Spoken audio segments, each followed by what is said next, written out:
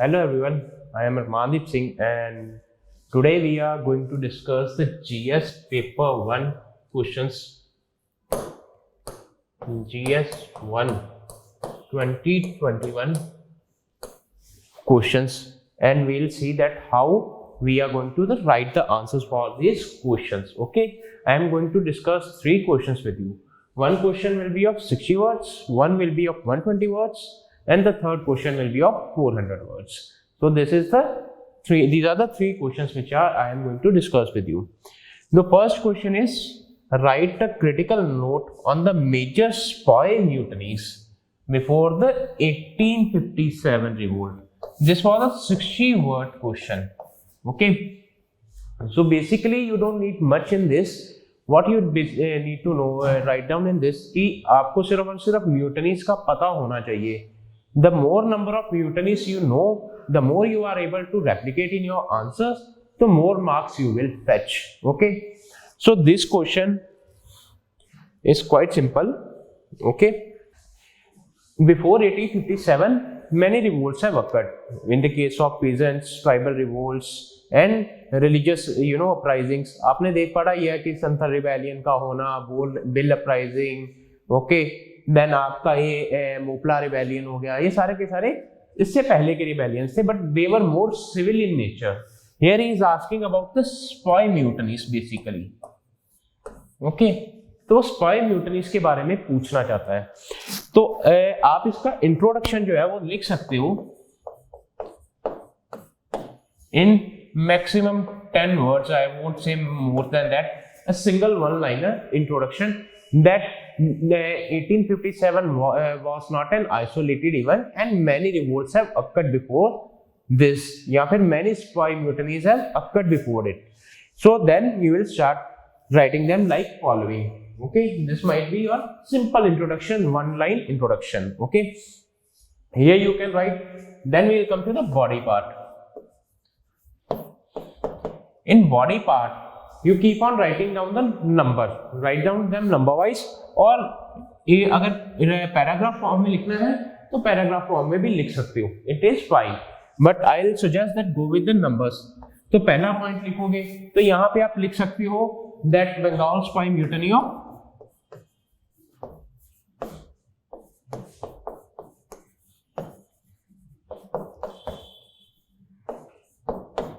1764. Okay, this is the first mutiny. और आप इसमें सिंपल लिख सकते हो. अगर साथ में मैं आपको ये सजेस्ट करूंगा कि आप 6 to 7 to 8 म्यूटनीज का नंबर लिखें मैक्सिमम, और उनमें से पहली 3 या 2 या 3 म्यूटनीज को थोड़ा सा एक्सप्लेन कर दें. उसके बाद चाहे सिंपली म्यूटनीज के नाम लिखते जाएं एंड ईयर को मेंशन करते जाएं, तब भी आपका काम बन जाएगा. तो पहली म्यूटनी है जैसे बंगाल स्पाई म्यूटनी 1764. तो इसमें simply write down that around 30 spice were gunned in it. ठीक है, 30 के आसपास स्पाइस को इस म्यूटनी में गन डाउन कर दिया गया. Second is about the Vellore mutiny. This is quite famous mutiny, तो इसका नाम जरूर लिखिएगा. तो वेलोर म्यूटनी ऑफ 1806. ठीक है, it was basically because of the religious sentiments. तो रिलीजियस सेंटिमेंट्स के कारण, कल्चरल इश्यूज को लेके ये म्यूटनी हुई थी. तो write down this thing that Vellore mutiny of 1806 because of cultural and religious issues. ठीक है, then third mutiny is which you can write down is of the 47 infantry 1824 और बैरकपुर म्यूटनी. ठीक है, 47 इन्फेंट्री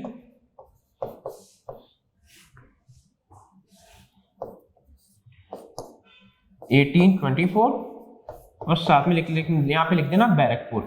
ठीक है, तो यहाँ पे इस म्यूटनी में क्या हुआ था कि म्यूटनर्स जो थे उनको बोला गया, स्पाइस को बोला गया that you have to go to the Burma.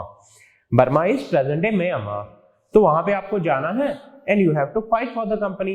But आप जैसे जानते हो कि हिंदुइज्म में क्या है that if you cross the sea, it was believed at that time कि अगर आप सी को क्रॉस करोगे तो आप अपनी कास्ट जो है उसको लूज कर देते हो. तो इन्होंने इसके खिलाफ रिवोल्ट किया that we will not go to the Burma by the way of the sea, क्योंकि हमारी कास्ट जो है वो चली जाएगी. ओके, देन आपने जैसे इन 3 म्यूटनीज को एक्सप्लेन कर दिया, मोर देन इनफ है. इसके बाद आप सिंपली म्यूटनीज के नाम लिखना शुरू कर दीजिए एंड अपना आंसर जो है उसको कंक्लूड करने की तरफ चले जाइए, क्योंकि आपके पास सिर्फ और सिर्फ 60 वर्ड्स हैं, तो आप ज्यादा एक्सप्लेन नहीं कर सकते इन म्यूटनीज को। आप सिंपली म्यूटनी का नाम लिखा साथ में कॉज लिख दिया, म्यूटनी का नाम सिंपल साथ में एक छोटा सा कॉज, म्यूटनी का नाम छोटा सा कॉज, तो 3 म्यूटनीज का आपने ऐसे बता दिया। देन राइट डाउन, एक ही पॉइंट में शायद सारी लिख दो या फिर चौथा 5वां पॉइंट करके 2-3 म्यूटनीज और लिख दो, मोर देन इनफ है, मुझसे ज्यादा लिखने की जरूरत नहीं है। इसमें आप इसके अलावा लिख देते हो ग्रेनेडियर कंपनी की असम में हुई थी 1825 में, असम में grenadier company mutiny, okay 1825। Then you can write about the Indian regiment at Sholapur, उसने म्यूटनी की थी 1838 में, Indian regiment of Sholapur, okay. So this is also there.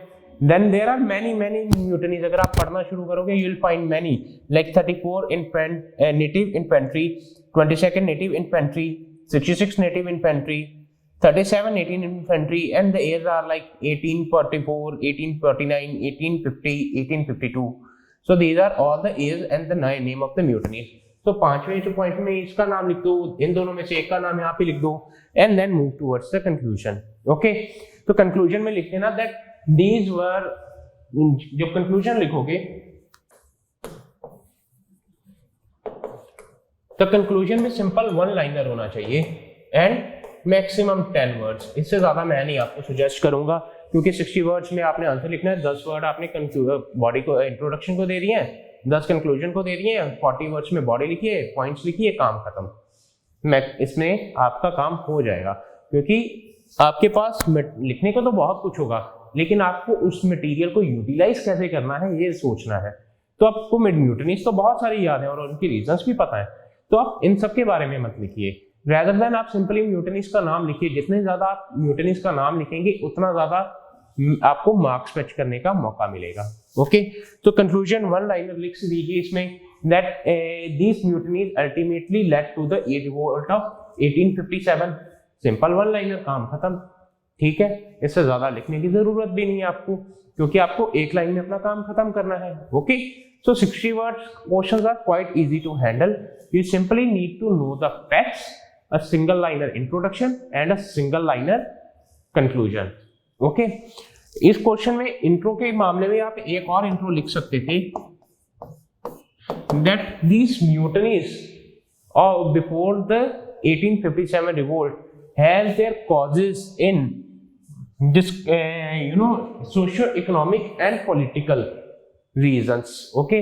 so socio-economic political reasons like your racial discrimination, low paying wages, okay, religious and social disabilities imposed on them, so these were some of the major reasons। तो इसमें भी आप introduction में ये चीजें लिख सकते हो, तो सिंपल ये लिख के काम खत्म, okay. Now we'll move towards the second question.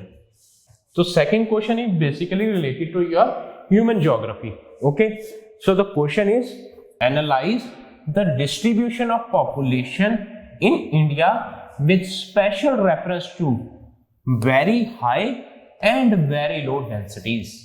तो ये आपके कीवर्ड्स हैं इस क्वेश्चन के, आपको एनालाइज करना है distribution of population in India. तो एनालाइज में आप देखोगे कि आपको बताना है कि इंडिया में पॉपुलेशन किस तरीके से डिस्ट्रीब्यूटेड है, क्यों डिस्ट्रीब्यूटेड है, ठीक है, what are the reason behind it and किस किस तरीके की पॉपुलेशन और वो वहां पे क्यों बैठी हुई है।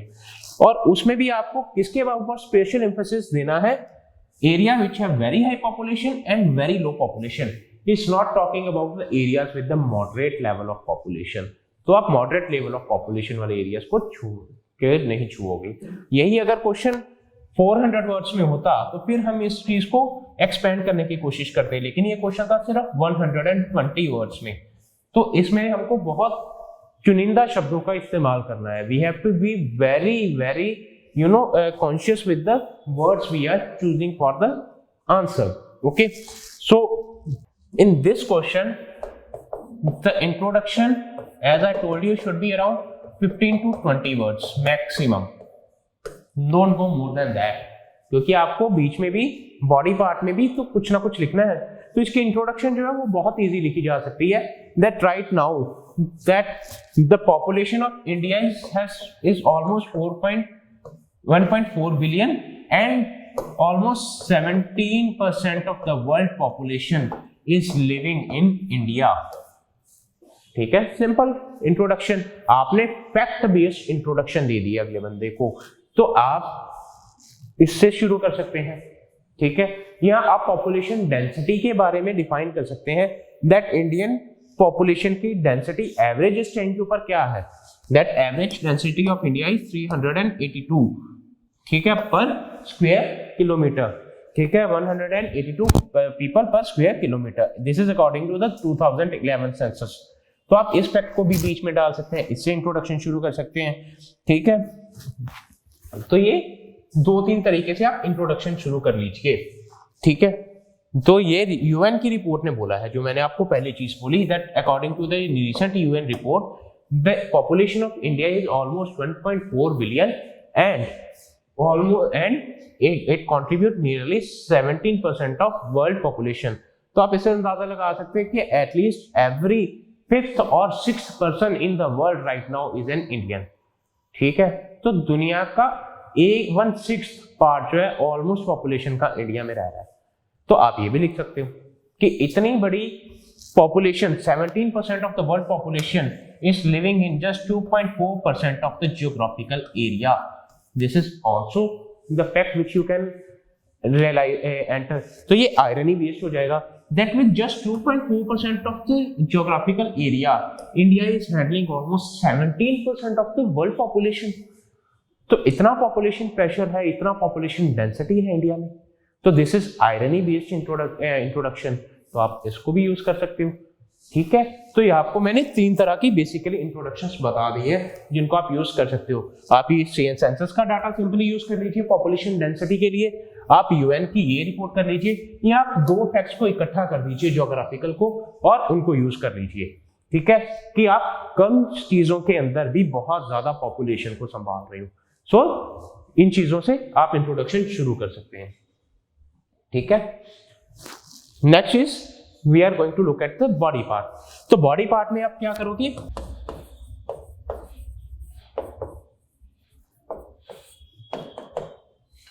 तो बॉडी पार्ट में क्या करोगे, पहले just write down a little bit that the population of area depends on many geographical factors like climate, rainfall, soil, okay, water availability, all this things, and geographical factors, socio-economic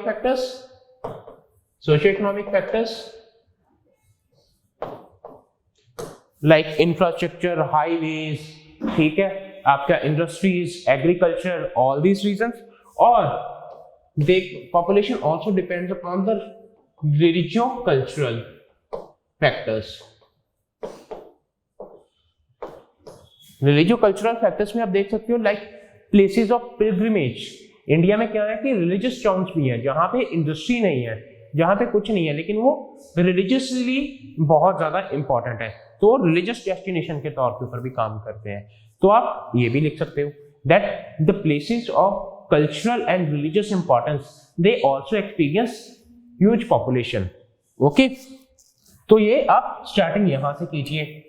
ठीक है, now the next thing is you right out about the serial wise. जिस तरीके से वो पूछेगा, उसने पहले आपसे क्या पूछा था, ये तो बता दिया हमने कि डिस्ट्रीब्यूशन ऑफ पॉपुलेशन कैसे होती है, और अब स्पेशल रेफरेंस देनी है किसके बारे में, वेरी हाई एरिया के बारे में। तो पहले हम वेरी हाई एरिया के बारे में ही लिखेंगे। आप ऐसा नहीं करेंगे कि आपको पहले वेरी लो डेंसिटी एरिया के बारे में लिखेंगे फिर वेरी हाई के बारे में। आप क्वेश्चन की क्रोनोलॉजी को आंसर की क्रोनोलॉजी से मैच करेंगे। अगर आप उस क्रोनोलॉजी को ऊपर नीचे करेंगे तो that would be looking bad on your part. तो जिस क्रोनोलॉजी में उसने क्वेश्चन के पार्ट्स को पूछा है उसी क्रोनोलॉजी में आप आंसर भी कीजिए। ठीक है, तो उसने पहले वेरी हाई डेंसिटी पूछा है, तो हम पहले वेरी हाई डेंसिटी एरियाज के बारे में बात करेंगे।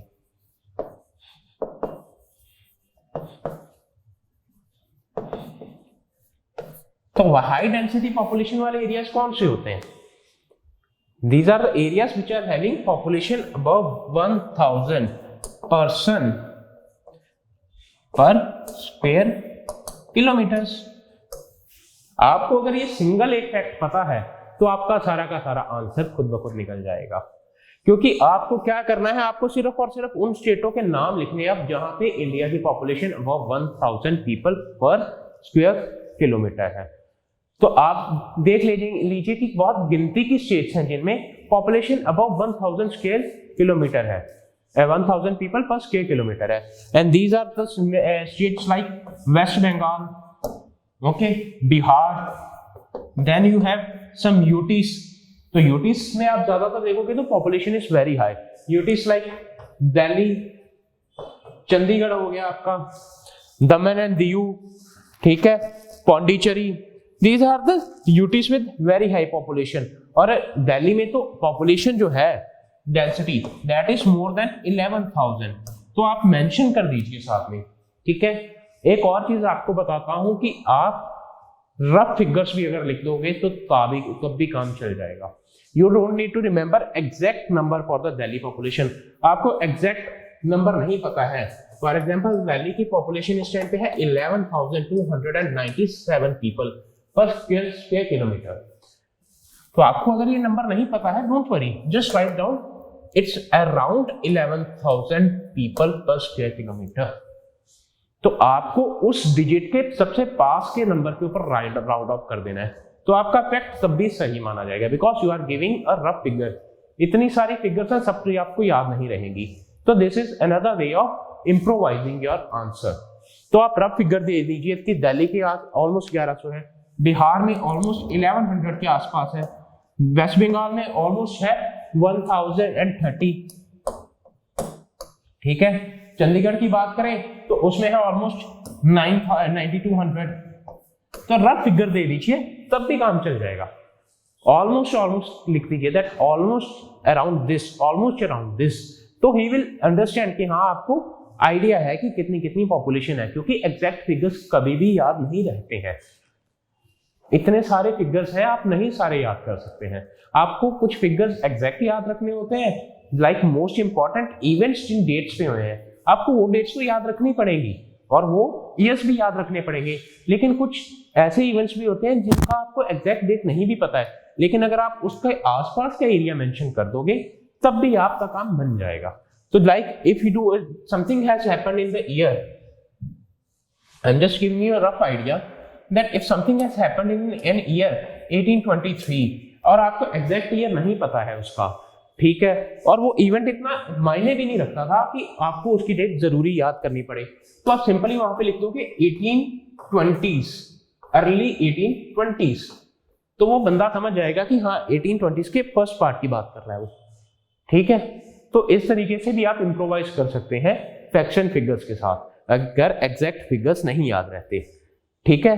तो I was talking about the very high population density area, तो उसमें मैंने आपको अभी बताया दैट आप यहाँ पे किस किस का मेंशन करोगे, वेस्ट बंगाल का मेंशन करोगे, बिहार का along with rough figures, Delhi का, देन दादर एंड नगर हवेली, ठीक है, या चंडीगढ़, पौंडीचेरी, तो ये इन जगहों के नाम आप मेंशन कर दीजिए। और आपने सिंपल एक रीजन लिखना है साथ में that most of this area are highly population having high population density because they, आप इनको एनालाइज करोगे, ये आप देखोगे, आपको ये चीजें मेमोराइज नहीं करनी है, आपको सिंपली चीजें को समझना है।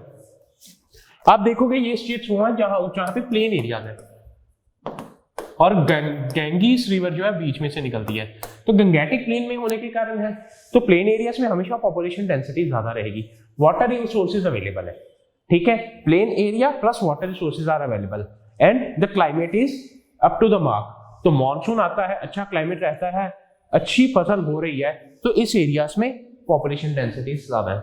आप दिल्ली को देखोगे, दिल्ली में लोग माइग्रेशन करके आते हैं, चंडीगढ़ में देखोगे माइग्रेशन करके आ रहे हैं, ठीक है। इन एरियाज में क्या है, जॉब अपॉर्चुनिटीज को ढूंढने के लिए आ रहे हैं। So these are the industrial cities और metropolitan towns जहां पे आप लोग जो है जा रहे हैं for the jobs. So these you can write about them. So they just give this a simple explanation that some states like West Bengal and Bihar, they are having high population density because of the simple reason that they lies in the plain areas or having a good rainfall and are having a good rainfall, water is available and the climate is suitable for the good cultivation. ठीक है, तो उसकी वजह से and the states areas like Delhi and Chandigarh, they are having high population density because people are migrating there for the jobs, for the career opportunities, so these are basically the immigrant peoples. ठीक है, तो ये इसमें आपने लिख दिया, first part का answer किया है अभी। तो ये आप 20-30 वर्ड्स में खत्म कर दीजिए, ज्यादा लिखने की नहीं है, इस 20-30 वर्ड्स में सारे का सारा डाटा डालिए साथ में और सिंपल रीजन साथ में लिखिए और काम खत्म। ठीक है, स्टेट्स का नाम मेंशन किया, उनकी पॉपुलेशन डेंसिटी प्लस रीजन साथ में रिस्पेक्टिवली लिख के काम खत्म। एक्सप्लेन आपको ज्यादा करना नहीं है, सिंपल एक एक वर्ड में आपने रीजन बताना है। ठीक है, then we look at the areas with very low population density. ठीक है, तो वेरी लो वाली कौन सी स्टेट्स आएंगी? These are the states which have population density less than 100 people per square kilometre. ठीक है, तो इसमें भी आपको सिंपल चीजों का याद रखना है कि कौन कौन से स्टेट्स हैं जहां पे 100 से कम लोग हैं। ठीक है, पर किलोमीटर में। तो इसमें कौन गिनती की कुछ स्टेट्स आएंगी like Arunachal Pradesh which is having only 17 people, तो इसका तो आपको आइडिया रह ही जाएगा अगर 17 रफ नंबर याद रहेगा। देन मिजोरम, इसमें रफ नंबर लिख दीजिए, वैसे तो 52 है but you can right around 50। ठीक है, देन अंडमान एंड निकोबार जहां पे है पॉपुलेशन डेंसिटी 46, तो इसका भी रफली अराउंड 50 लिख सकते हैं आप, 45 लिख दीजिए, 50 लिख दीजिए, दोनों के दोनों चल जाएगा, अराउंड 45 और अराउंड 50 दोनों के दोनों चल जाएंगे। देन सिक्किम जहां पे है इस टाइम पॉपुलेशन डेंसिटी सिर्फ 86। ठीक है, तो इसका रफ आइडिया अराउंड 85 और अराउंड 90 चल जाएगा आराम से। ठीक है, so these are the states with population less than 100। तो आपने इनका नाम लिखा स्टेट्स का प्लस उनका रफ आइडिया दे दिया कितनी कितनी पॉपुलेशन डेंसिटी है। Okay, now write down the reason. Now आप इनको देखोगे तो क्या आपको रीजंस दिख रहे हैं यहाँ पे, that most of them are hilly areas, north eastern states हैं ज्यादातर, तो 3 तो इसमें नॉर्थ ईस्टर्न स्टेट्स हैं, तो नॉर्थ ईस्टर्न स्टेट्स होने के कारण वहां पे पॉपुलेशन जो है डेंसिटी कम है because of the Himalayan region, hilly areas होने के कारण। तो हिली एरियाज में हमेशा पॉपुलेशन डेंसिटी कम रहती है।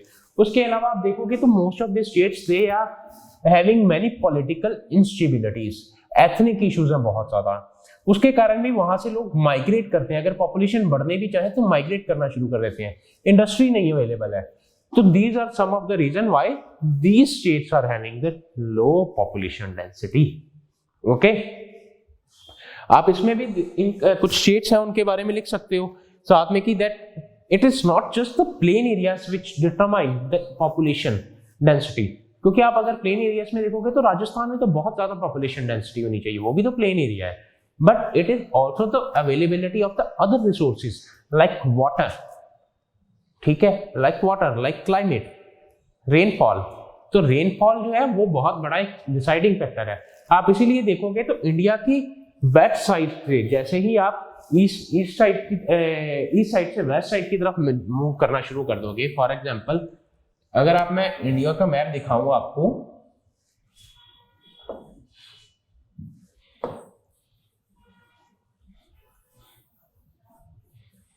ठीक है, तो आप इस साइड से इस तरफ अगर मूव करोगे from east towards the west, तो बंगाल और बिहार में पॉपुलेशन डेंसिटी ज्यादा है।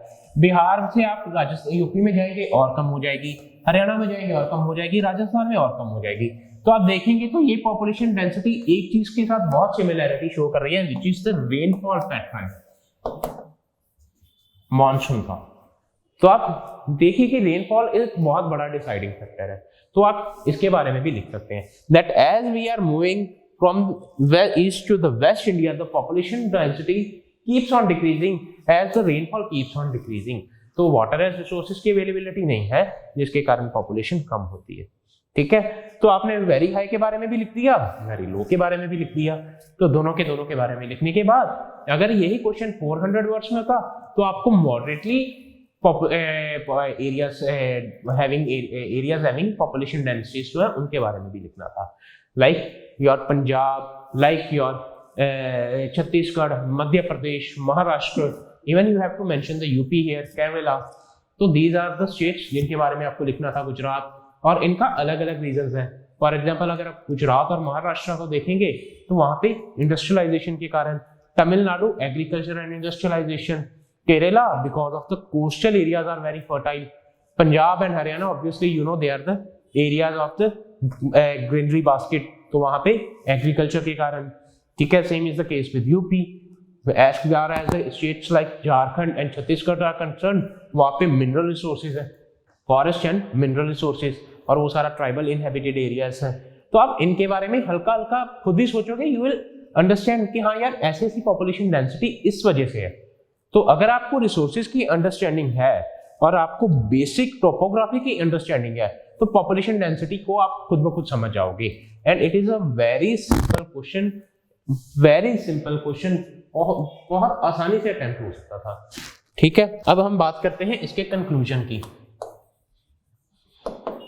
तो जैसे मैंने लास्ट टाइम बात की थी, write down it in maximum 15 words में कंक्लूजन को खत्म कर दीजिए। और इसमें कंक्लूजन में आप अच्छा डाटा और या फैक्ट डाल सकते हैं। आपको मैं 2 कंक्लूजन देता हूं दैट इसमें आप कंक्लूजन में लिख सकते हो। पहली चीज that the India is going to become the most populous country in the world next year by overtaking the China. तो ये यूएन का कहना है। तो अगले साल हम चाइना से भी आगे पॉपुलेशन में निकल जाएंगे, ये लिख सकते हो। बट वो वाला पॉपुलेशन का जो ये कंक्लूजन है अगर आप लिखोगे, आई विल सजेस्ट कि ये थोड़ा बैलेंस होगा, आपको अच्छे मार्क्स नहीं फैच कर पाएगा। rather than you can write that currently the replacement rate in India, fertility rate has been less than 2.1 right now। तो फर्टिलिटी रेट 2.1 के नीचे होने से के कारण पॉपुलेशन खुद ब खुद कंट्रोल में आ रही है। ये किसका कहना है? नेशनल फैमिली हेल्थ सर्वे का, ठीक है, 5 का। तो उसने बोला था ये कि आपका रिप्लेसमेंट रेट से नीचे आ गया है right now the fertility rate, so the population is automatically going to slow down which is a positive for India in the future, ठीक है। तो पॉपुलेशन का स्लो डाउन होना अच्छी चीज है। Right now what India need is not the population, it needs how to harness the demographic dividend which it has gained from this population. तो आपके पास लार्जेस्ट वर्किंग एज पॉपुलेशन है, उसको कैसे आप हार्नेस करते हो, that will decide the fate of this country, okay. तो ये आपका कंक्लूजन हो जाएगा। आप इस चीज को भी लिख सकते हैं obviously that we have the largest young age population in the world which can help us to become, which is going to foster the growth and development of the country over the next few years, ठीक है। तो ये एक positive तरीके का conclusion हो जाएगा, आप इसके बारे में भी लिख सकते हैं साथ में, ठीक है जी। Now let's move to the last question of the day, okay. So I am going to write down the talk about the last question of the day, which is the third question. This is a 400 word question, ठीक है। It is a 400 word question. The question is why is gender dimension of social stratification? तो आप देखोगे इसमें उसने 2 concepts को mix किया हुआ है। पहला है जेंडर, ठीक है, and another is social stratification. तो इन दोनों के बारे में उसने बात की है। तो सोशल स्ट्रेटिफिकेशन के बारे में अगर आपको पता है तो आप उससे शुरू कर सकते हैं, या जेंडर के बारे में लिख सकते हैं that gender is a social construct whereas the sex is a biological construct। तो सिंपल यहां से भी आप शुरू कर सकते हैं, ठीक है। ये है पहला पार्ट क्वेश्चन का। ना उसने दूसरे पार्ट में क्या लिखा है, how does gender intersect dimensions of inequalities, किसकी इनइक्वालिटी की, based on class, race and ethnicity, ठीक है। तो क्लास, रेस और एथनिसिटी के बेसिस के ऊपर कैसे करता है, तो आपको इन तीनों के ऊपर सेपरेटली आंसर लिखना पड़ेगा। That how the gender dimensions cut across class, how the gender dimensions cut across race and how the gender dimensions cut across ethnicity. तो इन तीनों के बारे में भी लिखना पड़ेगा। इसमें आप छोटी छोटी साथ में एग्जांपल्स पुट कर दीजिए तो आपका आंसर अच्छा लिखा जाएगा। This is a question related to your society, ठीक है। And this is very easy question, क्योंकि आप देखोगे तो आप सोसाइटी में ये सारी चीजें आपको दिखती होगी। अगर आप रेगुलर न्यूज़पेपर पढ़ते हो और बेसिक सोसाइटी की अंडरस्टैंडिंग है तो आपको ये क्वेश्चन बिल्कुल डिफिकल्ट नहीं लगेगा। एंड एक ये भी चीज है कि सोसाइटी के आंसर्स को टैकल करना सबसे ज्यादा आसान भी है, मुश्किल भी है, क्योंकि वहां पे सब्जेक्टिविटी बहुत ज्यादा आ जाती है। तो अगर आप चीजों को अच्छे से समझते हो तो सोसाइटी के क्वेश्चन बहुत ज्यादा आसान है, लेकिन अगर आप चीजों को अच्छे से नहीं समझते तो सोसाइटी के क्वेश्चन आपको अटेम्प्ट करने बहुत डिफिकल्ट लगेंगे। सो सोसाइटी के question are easy if you are having a proper understanding of the things. Okay, तो हम पहले बात करते हैं इंट्रोडक्शन की यहाँ पे। ठीक है, तो introduction similarly around 20 to 30 words, इससे ज्यादा नहीं, बिकॉज 400 वर्ड्स का आंसर है, तो आपको 20 to 30 वर्ड्स में इंट्रोडक्शन लिख के खत्म करनी है। और 20 to 30 वर्ड्स में आप क्या कर सकते हो, आप जेंडर की डेफिनेशन लिख सकते हो and what is social stratification, इसके बारे में लिख सकते हो। That gender is a social construct in which is having two dimension, that is masculine and feminine, correct? Okay, and which is opposite to the sex which is having biological differentiation, which is boy and a girl, या फिर male and a female. Okay, तो ये लिख सकते हो। as far as the social stratification is concerned, it is basically the hierarchy in which the social groups are ranked। ठीक है, तो hierarchy जिसमें hierarchy means ranking करना, एक ऊपर है एक नीचे है, तो किस तरीके से अलग अलग सोशल ग्रुप्स की आप रैंकिंग करते हो, और उसे सोशल स्ट्रैटिफिकेशन बोलते हैं। Now why gender stratification is an issue, तो आप इसके बारे में हल्का सा एक्सप्लेनेशन दे दिए कि जेंडर स्ट्रैटिफिकेशन से क्या होता है। जेंडर स्ट्रैटिफिकेशन से प्रॉब्लम होता है अनइक्वल एक्सेस टू रिसोर्सेज।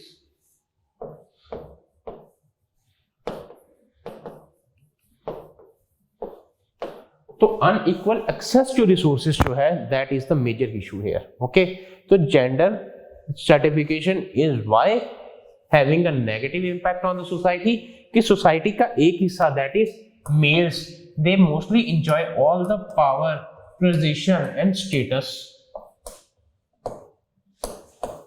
ठीक है, and women they are deprived of the same, तो female they are being deprived of the same thing. तो यहाँ पे अनइक्वल एक्सेस टू रिसोर्सेज का इशू आ जाता है, जिसके कारण female are not able to realise their true potential. तो क्या कर रहा है, ये ट्रू पोटेंशियल नहीं अचीव करने दे रहा है लोगों को। ठीक है, तो ये है आपका बेसिकली इंट्रोडक्शन का पार्ट एंड हल्का सा एक्सप्लेनेशन। मैं आपको हमेशा सजेस्ट करूंगा कि 400 वर्ड्स में आप हल्का सा सब्जेक्ट को, जो क्वेश्चन पूछा गया है उसके बारे में हल्की सी एक्सप्लेनेशन जरूर दें कि आप किस कंटेक्स्ट में लिखने जा रहे हो। फॉर एग्जाम्पल, अगर आपको कोई क्वेश्चन पूछा जाता है कि what are the challenges related to this, तो आप उस टॉपिक के बारे में फर्स्ट बताइए। जैसे आपको पूछा जाए अगर फॉर एग्जाम्पल कि what are the challenges in implementation of digital India, तो आप पहले ये बताइए कि व्हाट इज डिजिटल इंडिया।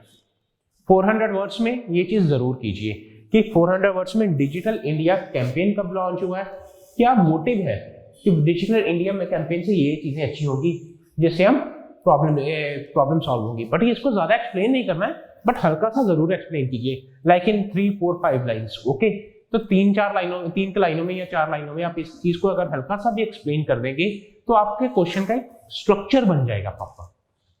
ठीक है, तो आपको वो स्ट्रक्चर बनाना बहुत जरूरी है। ठीक है, तो आप इस चीज के बारे में लिखना शुरू कर दीजिए। तो आप अब इस चीज को एक्सप्लेन करना शुरू करिए, what is gender, social stratification क्या है एंड उसके सोसाइटी पे इम्पैक्ट्स क्या है। ठीक है, अब उसके बाद आप लिखिए कि reasons for the social stratification. उसने क्योंकि पूछा है आपके कि just the gender cut across the this social stratification, तो अब इसमें रीजंस लिखिए कि what could be the reasons for gender and social stratification. ठीक है, इन दोनों का लिंकेज क्या है, what is the nexus between them और द लिंकेज बिटवीन देम। तो सिंपल रीजन आप सबसे पहला लिख सकते हो दैट मेल्स जो है उनको प्राइमरीली सोचा जाता है कि ये बाहर का काम करेंगे, they are the bread winner, and women they have to stay at the home. When women stay at the home, they are not economically getting any empowerment, which ultimately leads to the subjugation of the women। जब औरत घर से बाहर नहीं जाती है, काम नहीं करती है, इकोनॉमिक इंडिपेंडेंट नहीं होती है, तो वो घर पे बैठी बैठी हमेशा शिकार होगी जेंडर डिस्क्रिमिनेशन का. They will always be subjugated. So males are primarily seen as the breadwinner and female are primarily seen as the women housewife. तो यहाँ पे जेंडर का रीजन है, one of that is the reason. और फिर जो बंदा बाहर जाके कमा रहा है वो इकोनॉमिक एम्पावरमेंट हो रही है, तो वो सोसाइटी में अपने आप को ऊपर समझता है, और जो घर पे काम कर रहा है उसको सोचा जाता है कि वो उसकी सब्जुगेशन की जाए.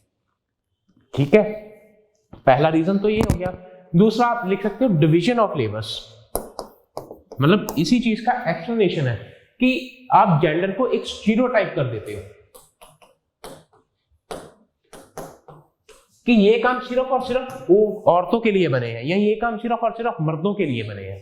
तो वो चीज की वजह से भी जेंडर डिस्क्रिमिनेशन आता है, जो कि सोशल स्ट्रेटिफिकेशन को लीड करता है. आप देखेंगे कि हम बहुत सारी जॉब्स को देखते हैं, बहुत सारी चीजों को देखते हैं. हम देखते हैं कि लड़के को कहा जाता है कि लड़के अंदर से स्ट्रांग होने चाहिए हमेशा. They always has to be firm, they can not let the emotions overrule them. और वेरस गर्ल्स वो थोड़ी इमोशनल होती हैं, तो इमोशनल होने के कारण रैशनल डिसीजन नहीं ले पाती हैं, प्रैक्टिकल नहीं होती हैं. तो ये एक स्टीरियोटाइप आपने बना के रखा है, और उस स्टीरियोटाइप के कारण आप वुमेन को हमेशा सब्जुगेट करते हो, अपने नीचे रखते हो, बिकॉज आपके मन में ये है कि वुमेन जो है वो क्या है, they are not able to take any practical decision, they are very emotional in nature. तो एक ये रीजन हो जाता है आपका. थर्ड इज आप रिलीजियस टेक्स्ट को यूज करना शुरू कर देते हो. तो religious text and religious laws and authorities को यूज करके आप वुमेन को सब्जुगेट करना शुरू कर देते हो. लाइक मैनी रिलीजियस टेक्स्ट जिनके आप लिख सकते हो दैट मनुस्मृति में कई जगह के ऊपर वुमेन को बोला गया है कि वुमेन के बारे में कि स्त्री तो अंदर से ही दे आर डिसलॉयल.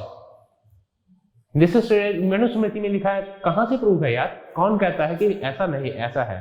तो रिलीजियस टेक्स्ट को आप यूज करके अगले बंदे को सब्जुगेट कर रहे हो. तो रिलीजियस टेक्स्ट को यूज करके उनकी लॉस को यूज करके आप एक बंदे को अपर हैंड दे रहे हो, एक को लोअर दे रहे हो. आप धर्मशास्त्र धर्म सूत्र को यूज करते हो कि प्रॉपर्टी में जो हिस्सा है वो सिर्फ लड़के का है, और लड़की को हिस्सा नहीं मिलेगा. तो उसकी वजह से भी सब्जुगेशन है. तो रिलीजियस लॉज को, रिलीजियस टेक्स्ट को यूज करके आप जेंडर के क्रॉस जो है सोशल स्ट्रेटिफिकेशन क्रिएट कर रहे हो.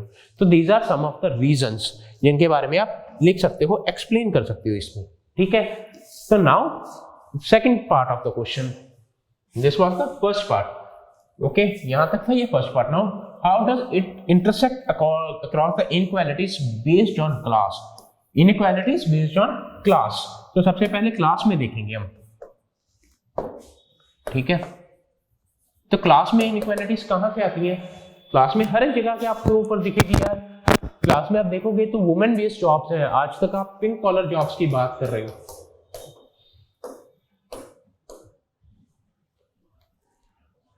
ठीक है, pink collar jobs like air hostess सिर्फ लड़की बन सकती है. नर्सेस जो है लड़कीज होंगी. मिडवाइफ जो है वो लड़कीज होंगी. तो ये सारी की सारी जॉब जो है वो लड़कियों के लिए सोची जाती हैं कि ये लड़कियों के लिए बनी गई है. और लड़का अगर उसको करेगा तो वो गलत माना जाता है कि लड़का तो एयर होस्टेस कैसे जी, लड़का नर्सिंग कर रहा है कैसे जी. तो this is creating the inequalities across the class. तो जॉब्स के मामले में आपने कट कर दिया, inequalities cutting across the jobs. Then आप देखोगे ग्लास सीलिंग कि आप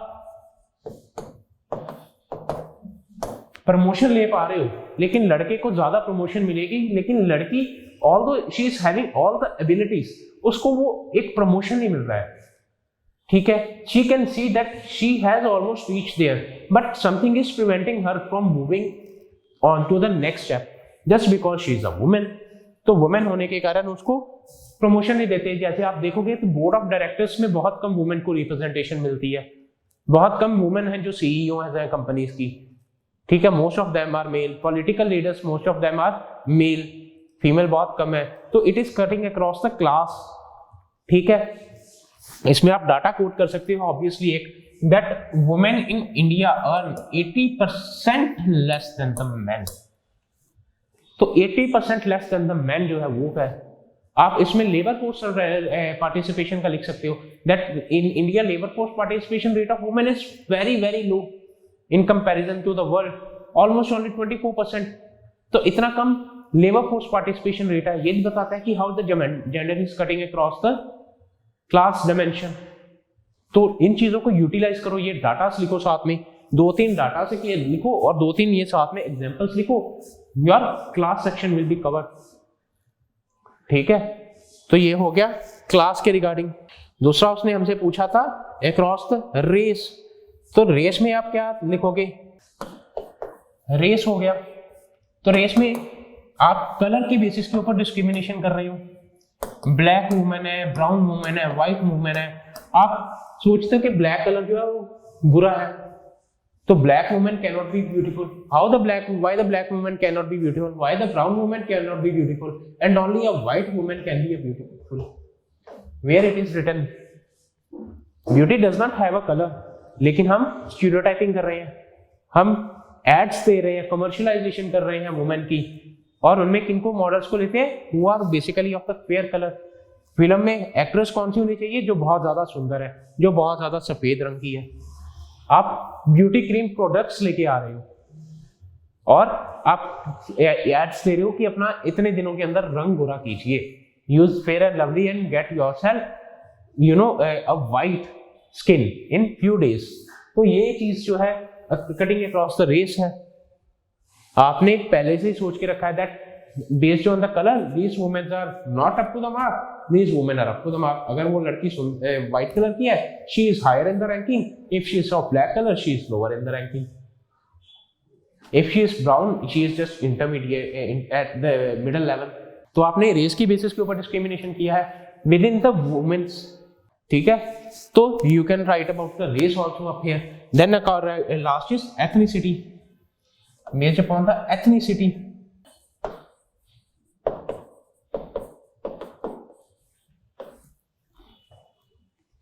ठीक है, तो एथनिसिटी में क्या है, एथनिसिटी में भी इश्यू है यार। एथनिसिटी में आप देखोगे तो आप पहले से ही स्टीरियोटाइपिंग करके बैठे हो कि women from Asia they are like that only, Asian women जो है वो नीचे है, जो आपकी वेस्टर्न वुमेन है वो ऊपर है। With in the tribal people आप देख रहे हो, ट्राइबल्स में क्या है कि आप जाओगे अगर टुवर्ड्स द एरिया ऑफ खासी, तो खासी में क्या हो रहा है कि वहां पे पैट्रीलिनियल सोसाइटी है। In the Khasi community there is a matrilineal society. वहां पे वुमन जो है, लड़की जो है, उसको हाईएस्ट स्टेटस दिया जाता है लड़के से, लेकिन ज्यादातर सोसाइटी में क्या है, पैट्रियार्चल माइंडसेट है। बाकी की ज्यादातर ट्राइबल सोसाइटीज में यही चल रहा है। तो this is how the discrimination is being done with in the ethnic groups. ये कईयों पे उनको अच्छी जगह मिल रही है, कईयों पे बुरी मिल रही है। देन आप वुमेन को मजबूर कर रहे हैं कपड़े बुर्का पहनने के लिए। The issue of burqa, you can write about the issue right now with in the state of Karnataka, जहां पे लड़कियों को इशू चल रहा है कि वो कॉलेज में बुर्का क्यों पहन के आती हैं। ठीक है, उसके बारे में लिखिए। Then you can also write about the recent uprising in the Iran. Iran में वुमेन जो है, एक लड़की ने सिर्फ और सिर्फ अपना हेयर स्टाइल थोड़ा चेंज किया और बुर्का पहनने का स्टाइल चेंज किया, and she was killed by the morality police, and there is a whole lot of protest going on there in the Iran. तो आप उनके बारे में लिखिए कि कैसे एथनिसिटी के बेसिस के ऊपर आप डिस्क्रिमिनेशन कर रहे हैं। कुछ एथनिक ग्रुप्स में women are having good status, whereas in some they are having very low status. So try and find out these examples and उनके बारे में लिखो। ठीक है, तो ये है एथनिसिटी के बेसिस के ऊपर आपने कट करना है cross it. And last is your conclusion.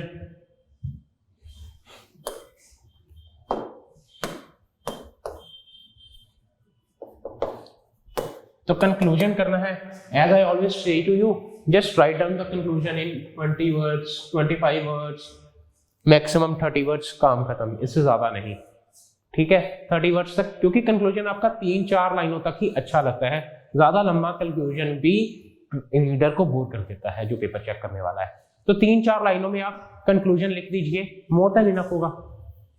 3-4 लाइनों में आपके 30, 40, 20 वर्ड्स आ जाएंगे, मोर देन इनफ है, इससे ज्यादा लिखना नहीं है। तो कंक्लूजन में आप लिख सकते हो way forward that the gender is an issue which needs the whole society approach and policy making, ठीक है, प्लस पॉलिसी इंप्लीमेंटेशन, ठीक है, सिर्फ पॉलिसी बनाना नहीं, पॉलिसी को इंप्लीमेंट करना, प्लस इसके साथ साथ लोगों को भी समझाना, you know that learning of the people and you know changing the mindset of the people, that is more important to break this barrier of the gender discrimination. आप ये लिखिए, या फिर आप कुछ गवर्नमेंट की स्कीम्स का मेंशन कर सकते हैं, बहुत अच्छा रहेगा। जेंडर का क्वेश्चन है तो वुमेन के ऊपर बात कर रहे हैं हम, ज्यादातर वुमेन की डिस्क्रिमिनेशन के ऊपर, तो आप उसके बारे में लिखिए। एंड कीप इन माइंड, हम जब जेंडर की बात कर रहे थे तो एथनिसिटी में और उसमें हम ज्यादातर क्या कर रहे थे, वुमेन की सबमिशन दिखा रहे थे, लेकिन आप मेन की भी सबमिशन दिखा सकते हैं। जब मैंने आपको बोला कि पिंक कॉलर जॉब में स्टीरियोटाइपिंग हो रहा है, तो वुमेन जो है उनको pink collar low paying job मिल रही है, और अगर लड़का करता है तो उसको समझा जाता है कि that he is not a proper man. तो gender is something which cut across both men and women. It has an impact upon men as well, women as well. It limits the choices of men and women both. ठीक है, ethnicity की जब मैं बात कर रहा था तो कुछ सोसाइटी में जहां पे मैट्रिलिनियल सोसाइटीज है वहां पे man is the victim of the discrimination, और जहां पे पैट्रिलिनियल सोसाइटी है वहां पे women is the victim of discrimination. तो ये चीज नहीं होनी चाहिए, दोनों के अक्रॉस कट करेगा डिस्क्रिमिनेशन, सिर्फ एक को नहीं डिस्क्रिमिनेट करेंगे। ये चीज याद रखिए, अगर ये दोनों के दोनों चीजें देखोगे कि दोनों के ऊपर डिस्क्रिमिनेशन हो रहा है, सिर्फ एक के ऊपर नहीं, तो एग्जामिनर आपको नंबर पक्का देगा, अच्छे नंबर देगा, क्योंकि आपने दोनों डायमेंशंस को कवर किया है, आपने सिर्फ एक डायमेंशन को कवर नहीं किया है। You are not thinking only about the women, you are thinking that how the discrimination within the because of the gender stereotyping and gender issues is happening with men also in some field, although that is only in few fields, but if you will write it will give you some extra edge. Okay, तो उसके बारे में भी हल्का सा लिख देना, आपको एक्स्ट्रा मार्क्स फैच होने का मौका मिलेगा। ठीक है, just think in that way only. ठीक है, तो लास्ट में आप गवर्नमेंट की पॉलिसीज के बारे में लिख सकते हैं, that government has came up with many issue, schemes for the upliftment of the women, economic empowerment of the women के लिए। सेल्फ हेल्प ग्रुप्स के बारे में लिख लीजिए, शी बॉक्स के बारे में लिखिए, निर्भया पोर्टल के बारे में निर्भया फंड के बारे में लिखिए।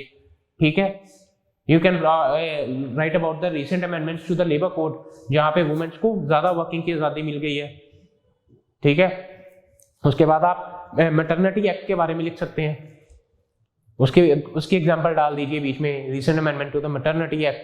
ठीक है, गवर्नमेंट की बहुत सारी स्कीम्स है, लाइक पोषण अभियान, माँ, ठीक है, माँ अभियान, देन प्रधानमंत्री आपका मटरूवंदन योजना। ठीक है, ये सारी की सारी हो गई। तो इन स्कीम्स के बारे में, स्कीम्स को एक्सप्लेन नहीं करना, सिर्फ स्कीम्स का नाम भी लिखोगे ना और बता दोगे that the government has came up with many recent initiatives like this these schemes for the upliftment of women and and to stop this gender inequalities and for decreasing this gender inequalities, तो आपका conclusion अच्छा हो जाएगा। ठीक है, तो इस तरीके से आप इस क्वेश्चंस को कंक्लूड कर सकते हैं। तो मैंने आपको आज 3 क्वेश्चंस के बारे में डिस्कस किया। एक क्वेश्चन था हिस्ट्री से, एक ह्यूमन ज्योग्राफी से, और एक था सोसाइटी से, सोशल इश्यूज से रिलेटेड जेंडर के। तो इन तीनों के तीनों क्वेश्चंस में हमने देखा कि किस क्वेश्चंस में फैक्ट्स मैटर करते हैं, किस में क्वेश्चंस में अंडरस्टैंडिंग्स मैटर करती है, and they both go side by side. सिर्फ एक चीज को आप यूटिलाइज नहीं कर सकते हैं, आपको फैक्ट्स और अंडरस्टैंडिंग दोनों को मिक्स करके एक परफेक्ट बैलेंस्ड आंसर बनाना होता है। ठीक है, तो आई होप कि आपको इस ये वीडियो अच्छा लगे, and see you again next time. Have a happy day.